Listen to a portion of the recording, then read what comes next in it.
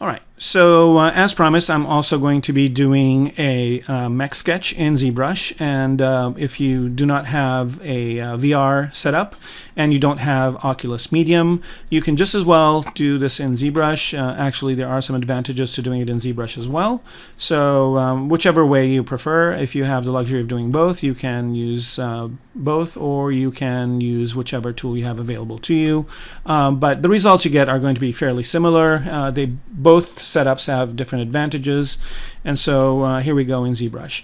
So what I've done here is I've loaded Polymesh 3D, just one of these shapes, and then what I'm going to do is go down to in the tool menu over here.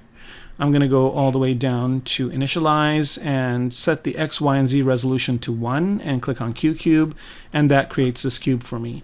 For this, I'm going to be turning perspective off because I'm going to be working in an isometric way, and also I'm going to be wanting symmetry on both sides, which I've also done by going to transform and turning symmetry on for X. You can do the same thing by pressing the X key. Okay, so I'm pretty much ready to go here, and I've loaded in the ZModeler brush, which is BZM are the shortcuts for it. Or of course you can always pick it from your brush list. I'm not using my keystroke for BZM because I have a few more brushes here that I load in by default. So my letter structure is going to be a little bit different, but I will use the generic terms for it. I will also use the generic user interface here. So my user interface, my configuration is going to be the standard UI that comes with ZBrush, but from this point forward I'll move on to my custom user interface. But for this first one I will use the generic one. So this looks a little bit wrong because it's not in perspective mode, right? Perspective makes this look much better, more realistic, but here I'm going to be more working in isometric view for now, so I have perspective turned off. All right, and all I'm doing is just using the default QMesh function in ZModeler just to bulk out the hull of the mech. So again, just a really quick way of just creating this bulk of the top part of the mech.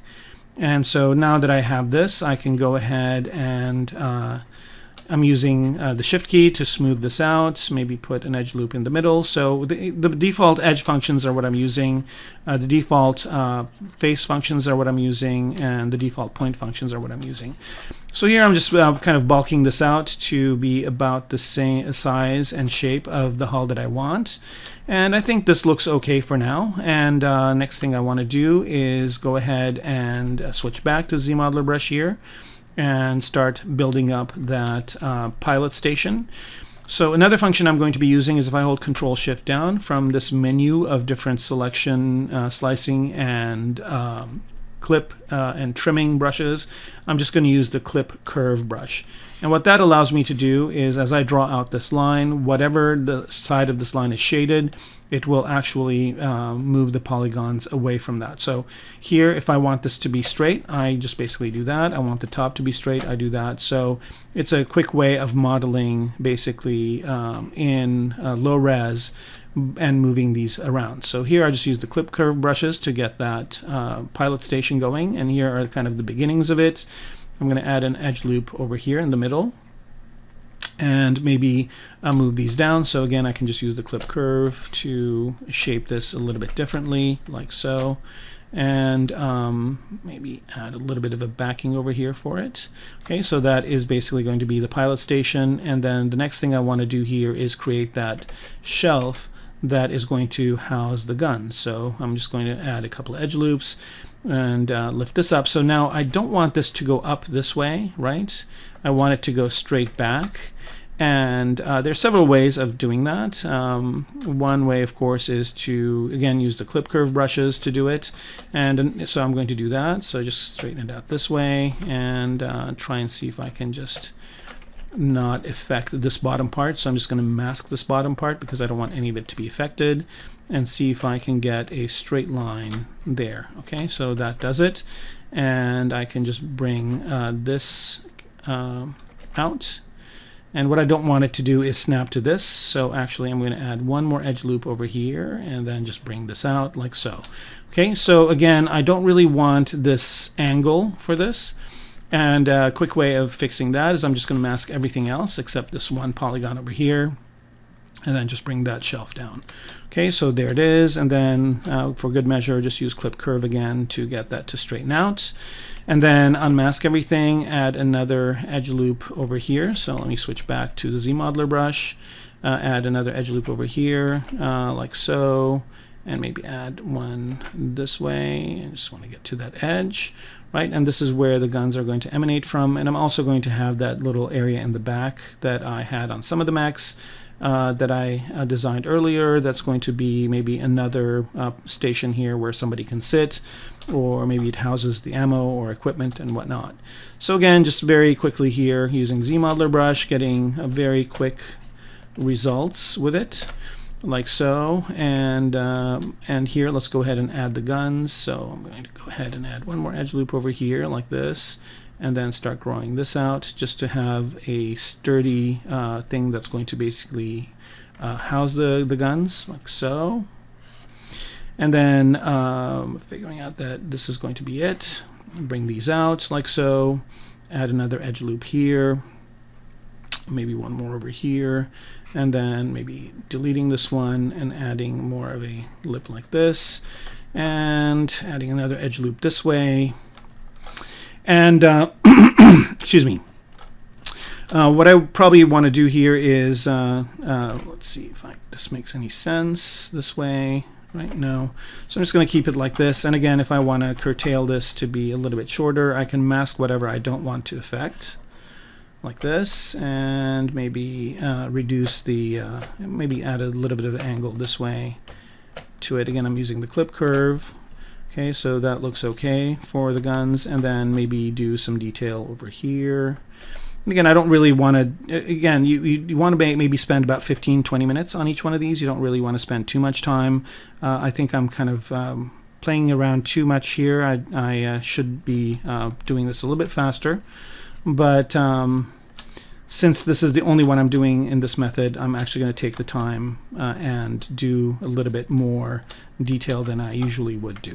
Okay, so that's basically the hull in done very quickly. And here I can also have a complete different version of this hull by going into geometry and going to dynamic subdiv and clicking on dynamic. So you can also use this by using the D key, and notice that that creates kind of a softer version of this. And by using the QGrid function, you can go and QGrid and coverage, you can go through all the different versions between a really kind of a faceted version of this to something that's softer. You can turn constraint off, something softer like this, or something really faceted like this.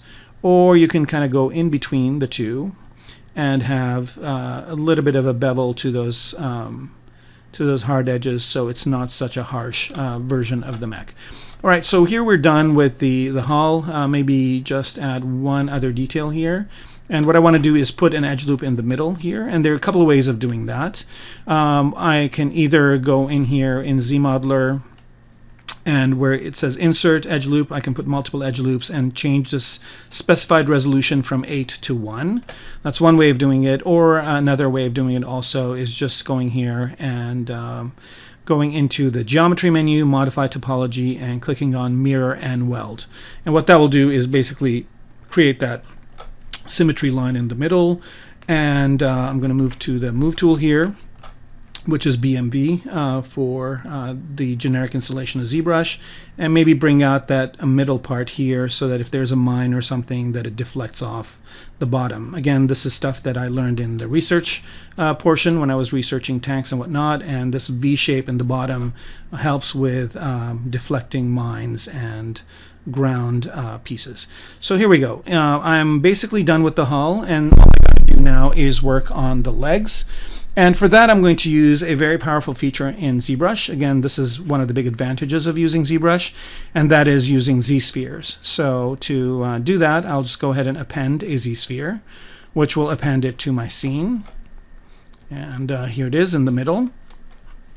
And what I want to do here is basically resize this first of all. So I'm just going to go to scale here and scale down the Z-sphere. Oops. Should be on the Z-sphere to scale it, and make it smaller. I'm also going to turn transparency on and also be in ghost mode so I can work inside of this, and then go to move this, oops, not draw, but move it down below to here where the legs are going to go. And then I also want to make sure that I have X symmetry on. So I'm going to turn that on, X symmetry under transform. And here I'm just going to go into draw mode and start drawing out these Z-spheres. So I'm going to start out with 3 this way, 1 in the front, 1 in the back, and move these into position like so.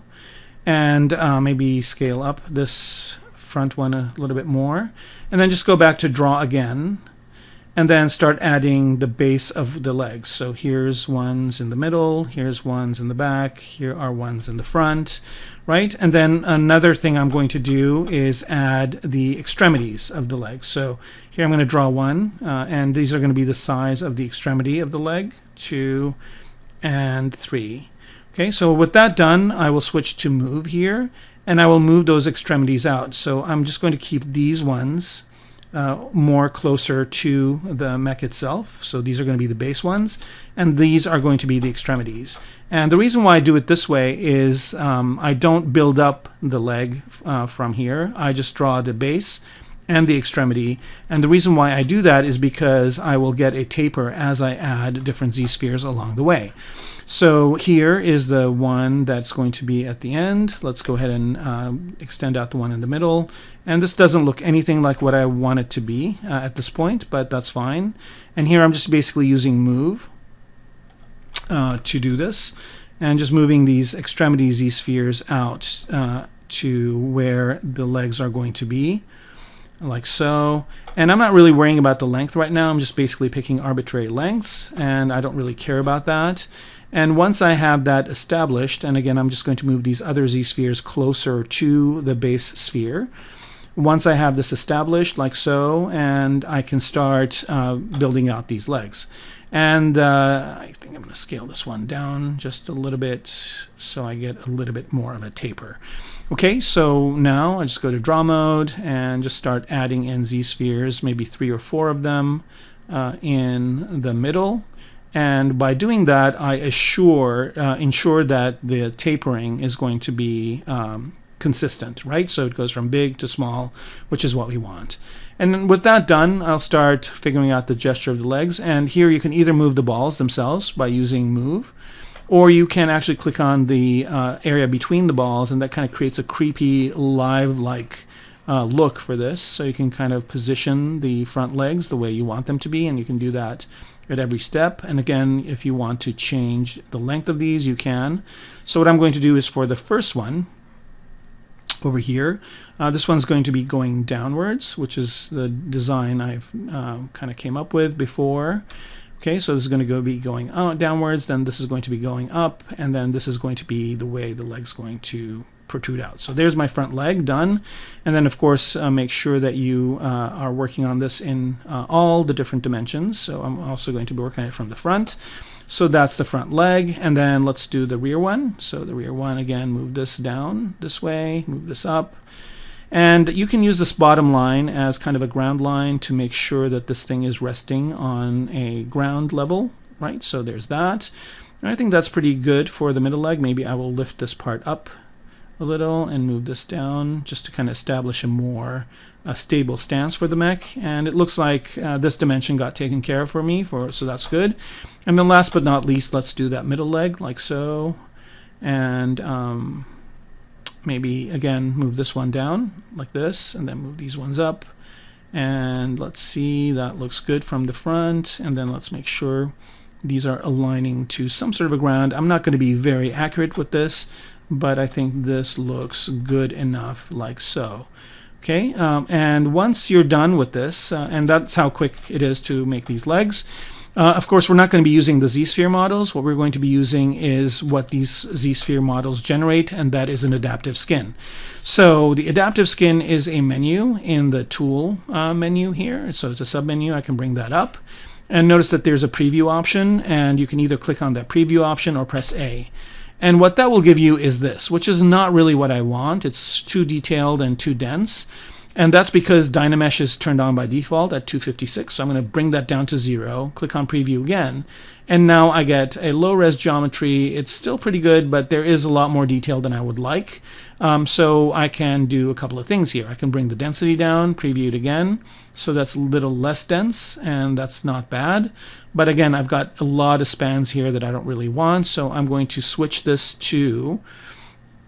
and the radial basically is the number of loops that go around. So here, let me turn this back on. So if I look at here, there's 8. If I look at this from this way, there's 8 of these that are generated. So 1, 2, 3, 4, 5, 6, 7, 8. And that's good. 8 is good because that creates a circular shape. So I'm going to leave that be. No twist, no proximity, but then I'm going to also use classic skinning.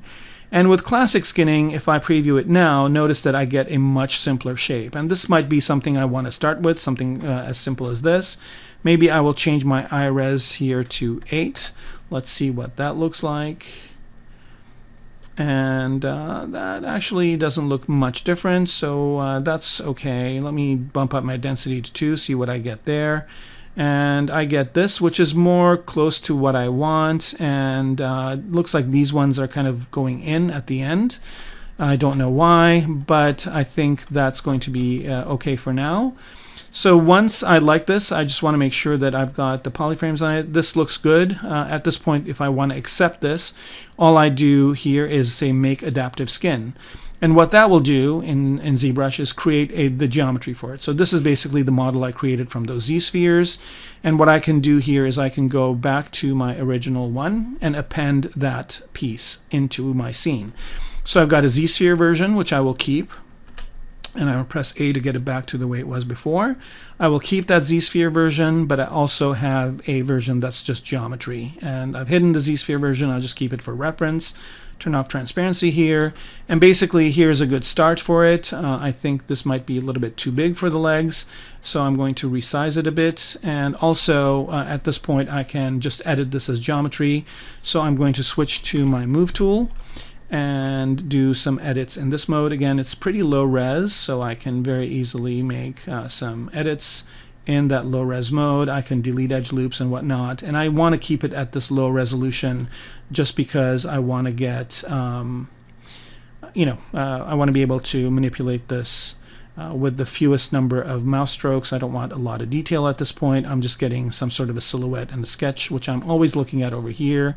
I can't help but make spider-like looking things, but I guess if you add 6 or 8 legs to something, it becomes more like a crab or a spider, and that's what we're going for here. And so I can make these parts a little bit wider this way, and I can experiment in this mode. Switch back to the hull, make that maybe fit this a little bit better. Get creative with it, make sure I've got the area for the hatch in the back, and just keep manipulating this until I get something I like. And here we go, we've just created yet another version of this mech here. It's a quick sketch. Again, I want to keep this under 15 minutes. So I've been able to achieve the same type of thing in ZBrush that I did in Oculus Medium. I have the advantage of using the Z-spheres here to get the legs to work a lot faster. And it's just a little bit of a different way to work, but you can get similar results in both of these, and I highly recommend you try both methods and see which one is the one that appeals to your workflow. And of course, there's nothing to say that you can't do 2 or 3 of them in each version to get the results that you want. So here we go. Here is a ZBrush version of it, of what we worked on, and you can create these very quickly as well. Okay, so now we have the mech that we sculpted in Medium loaded into ZBrush. And it's a straight out import, so just import it as an OBJ file into a subtool. And I've done one other operation here to it, and that's under deformation. I've clicked on the Unify button, which basically places this into ZBrush's workspace of a 2x2x2 cube. And to see that information and to verify it, if you just go to Geometry, under Size, you'll notice that XYZ size is about 2. Let's go in and type in a 2 here.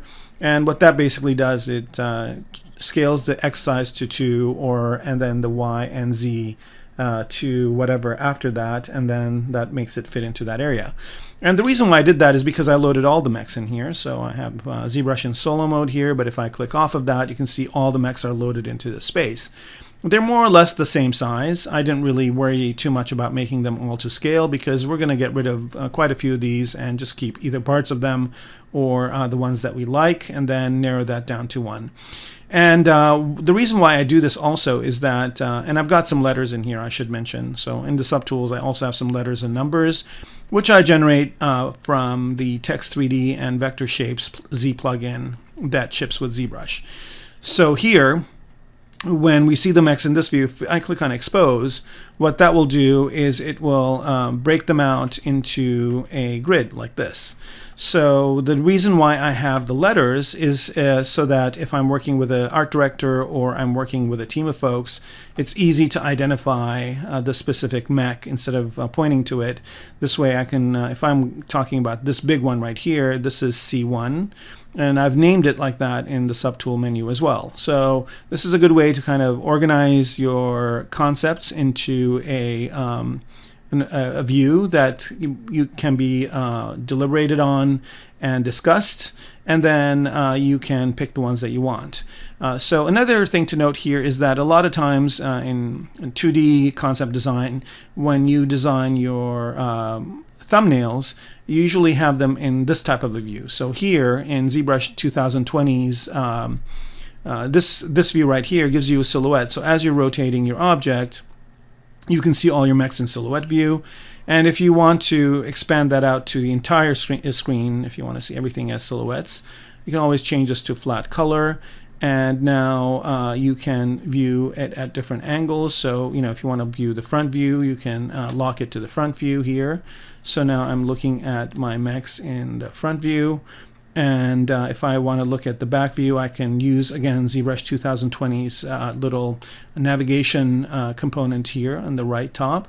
So now I'm looking at them from the back, and then left view, right view, which a lot of these will probably make more sense if you had individual mechs. But you can also look at them as kind of a lineup and use the lettering to figure out which ones you want. So this is a pretty powerful feature here to be able to have not only have silhouettes as thumbnails, but you can also have them be here, and I'll just switch back just to one. So now you can evaluate the silhouette.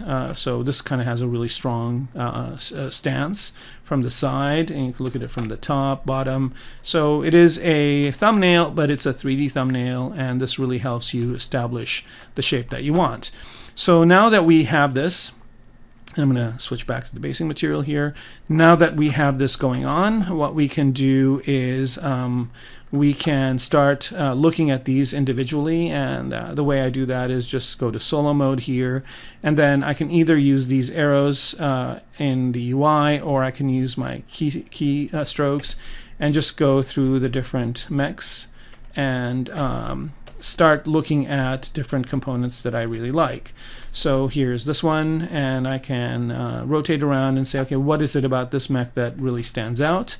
And again, I can do this in the silhouette of it over here and in the mech. And then at some point, I will start removing the fodder. I will start removing the ones that basically are not going to really matter as far as the shapes are concerned. And I'm going to start narrowing this down to 1 or 2, maybe possibly 3 mechs that I think are going to be finalists. But I also will include parts from mechs that I really think look good. So for example, this one right here, I probably will not use it at all.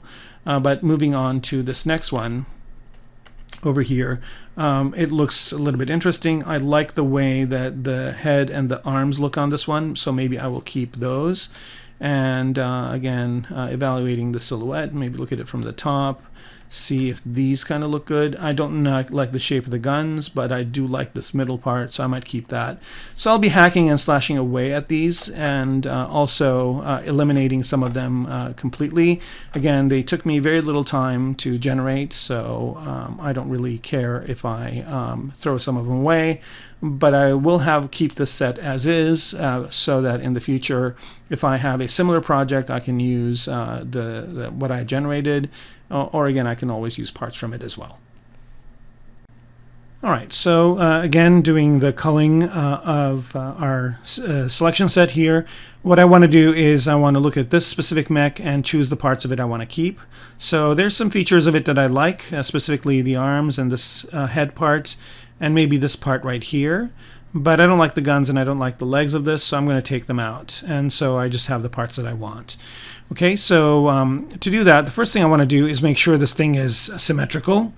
So it looks like it's a little bit rotated, and I just, sometimes when it comes out of medium, you might need to make a few adjustments here. So here I'm just going to make sure that it is centered like this, and also make sure that the pivot is centered. So here I have the gizmo on, and if you press the Alt key down or click on this lock button to unlock it, you can move the pivot around. So I just want to make sure it's in the center here. And then once we have that happening, I'm going to do a selection. So the selection default is usually select rectangle, but I'm going to use select lasso. So if you click on this, you can choose select lasso. And with the selection, if you hold Control Shift down, notice that the color is now green. But if you hold Alt down as well, then the color becomes red, and that means whatever I'm selecting in this lasso is going to be hidden. Right, so now those are hidden. I've got a few kind of extra floaty pieces here. I'm going to get rid of those. And hopefully I didn't have symmetry on, so it has the other part as is. But that's fine. I can always go back and do those separately. So here I'm just getting rid of these. Oops, didn't want to get rid of the arm there, but I'm just going to get rid of these little pieces here. And if I turn symmetry on, so that's under transform and activate symmetry in X, or you can just press the X button to get symmetry. And so we have symmetry on at this point. I could have done this earlier just to kind of get both of the sides of the legs done in one shot, but that's okay. All right, so I just want to go and clean up these last pieces. And again, as you get more efficient with this, you figure out shortcuts, so you have to do the least number of strokes to get what you want. Okay, so there's that. And then the next thing I want to do here is I'm just going to use mirror and weld. And mirror and weld is under geometry and under modify topology right here. And mirror and weld in X, and it says it can't do it because they're hidden parts. So the first thing I'm going to do is delete hidden, so that gets rid of those legs that I basically selected, and then the mirror and weld will work. So now it's symmetrical on both sides. And for good measure, I'm going to go ahead and delete, and so I know it's exactly the same on both sides. And I want to make sure that, let's make sure symmetry is active. It is. And by the way, I should mention that when you see that menu pop up, that's my shortcut menu. I've customized the UI in ZBrush. There's quite a few great videos out there on customizing your ZBrush user interface. And as we progress through this tutorial, this workshop, I'm going to be using my custom UI more and more. So hopefully you know where these functions are within ZBrush or within your own customized menu. But I will, if it is an esoteric menu item, I will definitely mention where it is. Okay, so with that done, you notice here that there's some open holes here. So again, under modify topology, I'm going to choose close holes, which will close those up. And I guess I forgot to delete those hidden pieces, so let me do that again. Delete hidden, and then close holes. All right, so now those holes are closed, and that just makes it easier for me. And then now I need to get rid of these guns. So I can probably use the select lasso to do this, but I also want to show you another way of doing it, where if you have pieces you want to get rid of, it's easy enough to do. And that is just to go to your smooth tool, so hold shift down and then go into Sculpt Crisp Pro mode, And then as you are, and you just need to make sure you are your mouse size is small, but also in the brush here, you want to make sure that you go under the Sculptress Pro setting, and for here, don't use global. And so you can choose your subdivide size to be a different size. So here, as I'm clicking on this, and maybe if I turn polyframe on, this becomes more obvious to you. And that is if you see the geometry here. So notice here that wherever I'm clicking, it's kind of making it into this tessellated view. And what I want to do is just delete this part. So as I'm moving onto it, you can see as I'm smoothing it, it's getting rid of these parts. It's seeping a little bit into the other legs and whatnot, but that's okay. And if I want to get rid of even more, then I can change the subdivide size to be other direction, to be a little bit bigger. And then as I'm clicking on this, notice that it just is reducing that part. Now some of it is translating over to the side of the mech, which I don't want. So a quick way to save those pieces is just to mask them. So here I'm going to jump out of polyframe mode, and by holding Control down, I'm just going to mask some of these areas because I don't want them to be touched. Although it doesn't really matter. I mean, I'm basically at this point just getting the gesture of the shape. So here I've masked some of this off, and then using that feature, I can just go ahead and remove the guns this way. All right, so I just thought I would share that as well as another way of removing different parts. But I think at this point I've got enough here to just go in and use the mask or the select lasso to just go ahead and select these parts like this. And you know, these hanging out parts are easy enough to kind of get rid of. And just looking at it from different angles, just going ahead and removing those parts. So this is how I would be editing the piece.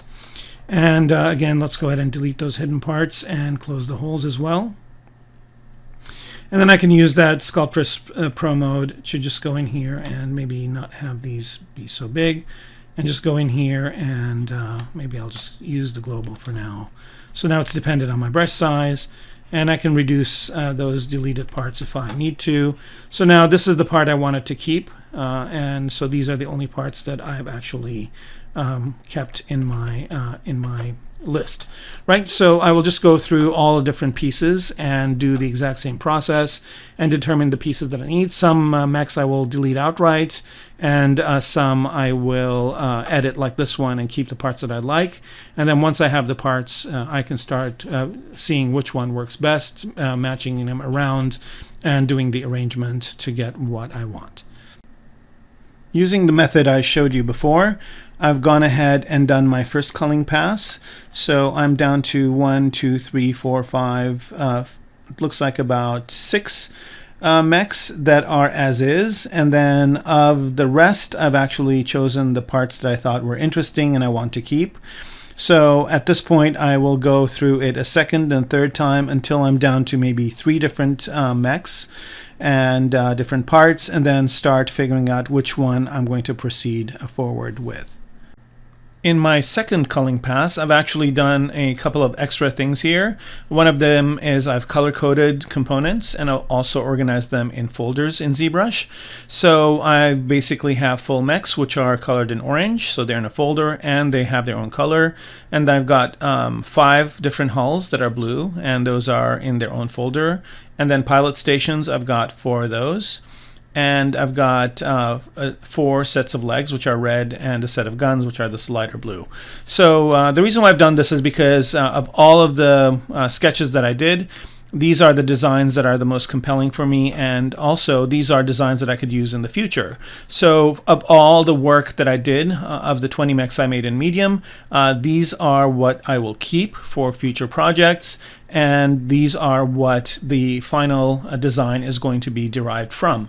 So at this point I need to pick one of these that's going to be the one, and it's kind of difficult because they all have very compelling features, but I just have to do one of these. I can't do more than one for this workshop, and so I will basically develop one of these and then include some of these parts as well in it, and then keep the rest for future projects. So what's great about this process is that you get a lot of kind of spillover pieces that you can use in the future. So whenever another project comes up, you have stuff to draw from and you don't have to start all over.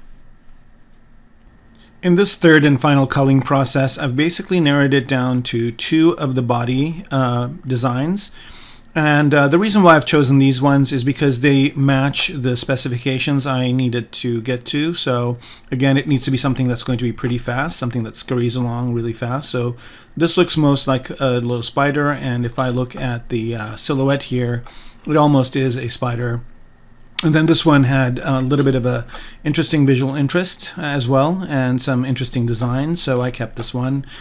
So I'll be starting with both of these, and then I also culled the hulls down to these, and again these will be combined with what's there to produce something a little bit different and a little bit new. Again, I picked the designs that were most interesting from this list.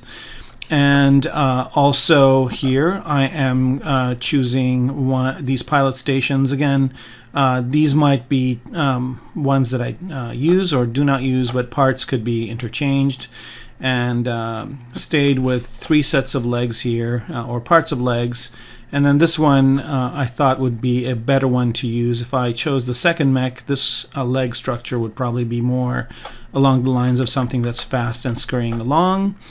And I kept these guns as well. So at this point I'm ready to get started on the final design, and once we're done with that we can part it out and start either using kit bash parts or whatever to build the final version.